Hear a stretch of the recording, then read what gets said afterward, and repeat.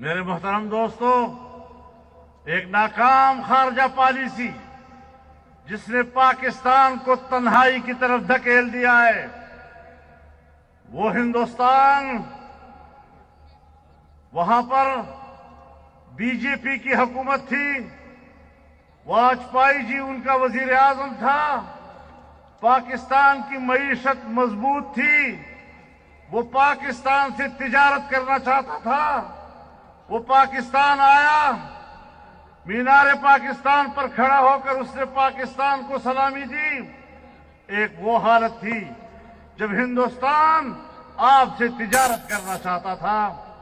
آج بھی وہاں پر بی جے پی کی حکومت ہے، مودی جی وہاں کا وزیر اعظم ہے، اب بھی ان کا رویہ دیکھ لو کہ پاکستان کے ساتھ ان کا رویہ کیا ہے۔ وہ چائنا جس کی دوستی کو ہم ایسی دوستی سمجھتے تھے کہ ہمالیہ سے بلند، بحر الکاہل سے گہری، شہد سے زیادہ میٹھی، اور 70 سالوں کے بعد ہماری وہ دوستی ایک اقتصادی دوستی میں تبدیل ہو گئی۔ اس نے پاکستان میں 60 سے 70 ارب ڈالر انویسٹ کیے اور یہاں پر سرمایہ کاری کی۔ یہاں پر آپ کو بجلی گھر بنانے کے لیے انہوں نے آپ کو فنڈ عطا کیے، انہوں نے آپ کو یہاں پر مختلف مقامات میں صنعتی بستیاں آباد کرنے کے لیے مدد دی، آپ کو سی پیک دیا، آپ کو بین الاقوامی روٹ بن گئے عالمی تجارت کے لیے۔ لیکن اس تمام تر سفر کو آج اگر روکا ہے تو یہ کس نے روکا؟ اس گورنمنٹ نے روکا ہے۔ دوستی ضائع کر دی، اعتماد ضائع کر دیا، وہ تمام منصوبے خاکستر ہو گئے، اور اس طرح چین بھی اب ہمارے پر اعتماد کرنے کو تیار نہیں ہوگا۔ تو ہندوستان پہلے سے آپ کا دشمن، چین کا اعتماد بھی ٹوٹ گیا، اور افغانستان کا وہ پیسہ جب ہمارے 1 روپے کے مقابلے میں اس کا 1000 روپیہ افغانی کہلاتا تھا، آج اس کا افغانی روپیہ پاکستان کے روپے سے زیادہ مستحکم ہو گیا ہے۔ وہ بھی پاکستان کی طرف تجارت کا ہاتھ نہیں بڑھا رہا ہے۔ ایران ہمارا ہمسایہ ہے، لیکن وہ بھی آج انڈیا کے کیمپ میں بیٹھا ہوا ہے، اور سعودی عرب جو پاکستان کو انتہائی گہرا دوست اور پاکستانی قوم سے الگ ہونے کا تصور بھی نہیں کر سکتا، لیکن اس حکومت میں پہلی مرتبہ آج وہ آپ سے شاکی ہے، آج آپ سے وہ ناراض ہے، آج اس کے تعلقات بھی مخدوش ہو چکے ہیں۔ آپ بتائیں، کوئی ہے دنیا میں جس کو ہم نے اپنا دوست رکھا ہو؟ ہم اپنے خطے میں کیوں تنہا ہو گئے ہیں؟ یہ کیا پالیسیاں ہیں ہماری؟ ہم کہاں ملک کو لے جا رہے ہیں؟ اس طریقے سے ریاست محفوظ نہیں رہ سکتی، ہمیں ہر قیمت پر اس نظام کو تبدیل کرنا ہوگا۔ معاشی ترقی امن و امان سے ہوتی ہے، اور امن و امان تب آتا ہے جب انسانی حقوق محفوظ ہوتے ہیں۔ پاکستان میں انسانی حقوق محفوظ ہیں، یہاں داخلی جنگ ہے،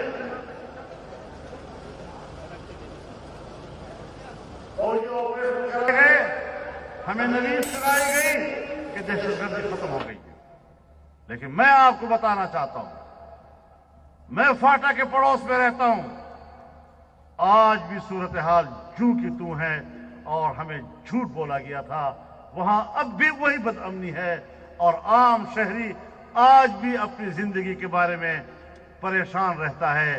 پہلے ان لوگوں کے پاس اسلحہ بھی ہوتا تھا، وہ کسی قدر اپنا دفاع خود بھی کر سکتے تھے، اب ان سے اسلحہ بھی چھین لیا ہے، اور بے دست پا کر کے ان کو دہشت گردوں کے سپرد کر دیا گیا ہے۔ تو ایسی صورتحال میں آپ بتائیں کہ پاکستانی قوم کا غریب آدمی کدھر جائے گا؟ ہم نے تو واضح راستہ لیا کہ ہم پاکستان کے ساتھ کھڑے ہیں، पाकिस्तान के आईन के साथ खड़े हैं, पाकिस्तान के जमहूरी निजाम के साथ खड़े हैं और अपनी मुमताज शख्सियात उनकी कुर्बानियां हमने दी। मुझ पर कितने खुदकुश हमले हुए। मौलाना अब्दुल गफूर हैदरी पर हमले हुए, अकरम खान दुर्रानी के ऊपर हुए, मौलाना शेरानी पे हुए, डॉक्टर खालिद सोमो सिंह में शहीद कर दिए गए। कहां कहां कुर्बानियां नहीं दी गई। हम पाकिस्तान के साथ खड़े हैं, लेकिन पाकिस्तान के साथ खड़े होने का माना यह है कि हम इस तरह के नाअहल, नालायक और जाली हुक्मरानों के रहम करम पर पाकिस्तान को नहीं छोड़ सकते। हमने अपना हक लेके रहना है। हमने अवाम को वोट का हक वापस दिलाना है। हमें मुल्क में एक जायज, शरई और आईनी तब्दीली चाहिए और वो वोट के जरिए होगी, अवाम की मर्जी से होगी। हम पाकिस्तान को खून में नहीं नहलाना चाहते। हम कुर्बानी दे रहे हैं, लेकिन पाकिस्तान को बचाना चाहते हैं। लेकिन अपने हक पर सौदा करना कि जिस तरह की मखलूक को हमारे गर्दनों पे सवार कर दे, हम जानवर नहीं हैं कि आप हमारे सामने जो चारा डालें हम उसको कबूल करते जाएं। हम बाइज्जत और मुहतरम इंसान हैं। अगर कोई इदारा मुहतरम है और उनके लोग मुहतरम हैं तो हम भी मुहतरम हैं। हमारे बगैर पाकिस्तान मुकम्मल नहीं हो सकता। पाकिस्तान के अवाम के बगैर पाकिस्तान मुकम्मल नहीं हो सकता। इन सियासी जमातों के बगैर पाकिस्तान मुकम्मल नहीं है। पाकिस्तान उस सूरत में पुरअमन रह सकता है, महफूज रह सकता है, मुस्तहकम बन सकता है, माशी लिहाज से तरक्की कर सकता है, जब तमाम इदारे अपने दायरे कार में रहते हुए फराइज सर अंजाम दें। मैं तो कहता रहता हूं कि फौज हमारे लिए बहुत अजीज है। फौज ऐसी है जैसे आंखों की पलकें। आंखों के पलकें आंखों की सरहदात की हिफाजत करती है, आंख पर बोझ नहीं होती।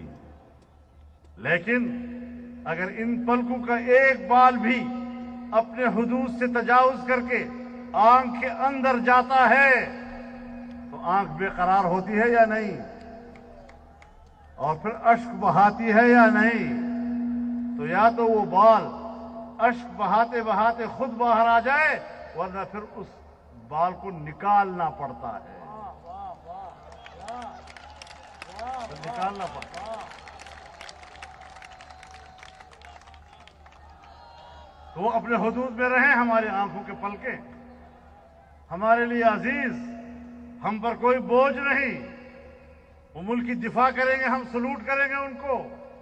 लेकिन अपने हुदूद से आकर मेरे घर में आना और मेरे घर का मालिक बन जाना, मैं अपने घर के इहाते में किसी को मालिक और काबिल तस्लीम नहीं कर सकता। तो फिर इदारे भी उसी उसूल के ऊपर चलने चाहिए।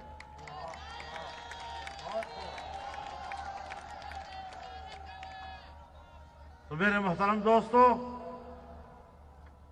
जो भी बातें आपसे की गई हैं, माशी हवाले से की गई है, दाखिली हवाले से की गई है, गुड गवर्नेंस का कोई नाम निशान अब नहीं रहा है। सिविल सर्विसेज में कोई एडमिनिस्ट्रेशन मौजूद नहीं है। अफरा तफरी का आलम है। और दुनिया कहती है, हम नहीं कहते, दुनिया कहती है कि जो करप्शन को मिटाने आए थे उनके 2 साला दौरे हुकूमत में करप्शन 3 और 4% बढ़ गई है। कभी कभी तो नाम ही नहीं ले रही। तो इस तरीके से मुल्क नहीं चला करते। अनाड़ियों को मुल्क हवाले करोगे तो ये बेड़ा गर्क होगा।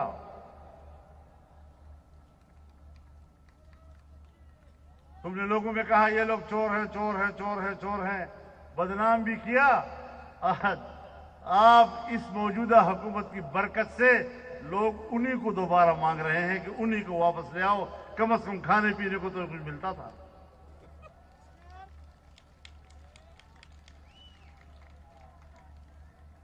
تو میرے محترم دوستو، ہم ایک میدان میں ہیں، ایک محاذ پر ہیں، اس محاذ پر ہم ڈٹے ہوئے ہیں اور تمام سیاسی قوتیں ایک پلیٹ فارم پر ہیں، اور انشاءاللہ یہ جنگ ہم جیت کر رہیں گے، یہ حق ہم حاصل کر کے رہیں گے۔ پاکستان کی حفاظت ہوگی، اسلام کی حفاظت ہوگی، جمہوریت کی حفاظت ہوگی، آئین کی حفاظت ہوگی، اور اس مقصد کے لیے ہم نے آگے بڑھنا ہے۔ ہمارے اندر نظریاتی اختلاف ہو سکتے ہیں، لیکن جب تک زمین ہمارے ہاتھ میں نہیں ہے، کون کہہ سکتا ہے کہ اس پہ کیا کاشت کیا جائے؟ ہم اپنا حق لے کر رہیں گے، عوام کا حق لے کر رہیں گے۔ آپ انشاءاللہ دعا بھی کریں گے اور دوا بھی کریں گے۔ آپ کا جذبہ، آپ کا خلوص انشاءاللہ ایک نئی دنیا کو متعارف کرائے گا، ایک انقلاب۔ میں ایک بار پھر جناب بلاول بھٹو صاحب کا، پاکستان پیپلز پارٹی کا شکر گزار ہوں کہ انہوں نے ہر سال کارساز کے شہداء کے حوالے سے جلسہ وہ پی ڈی ایم کے حوالے سے کیا، اور تمام جماعتوں کو اس میں دعوت دی۔ انشاءاللہ 25 اکتوبر کو کوئٹہ میں بہت بڑا جلسہ عام ہوگا، عظیم الشان اجتماع ہوگا، اور اس کے بعد پورے ملک کے اندر یہ سلسلہ بڑھے گا۔ انشاءاللہ ہم اس سفر کو جاری رکھیں گے۔ اللہ ہمارا حامی و ناصر ہو۔ وآخر دعوانا ان الحمدللہ۔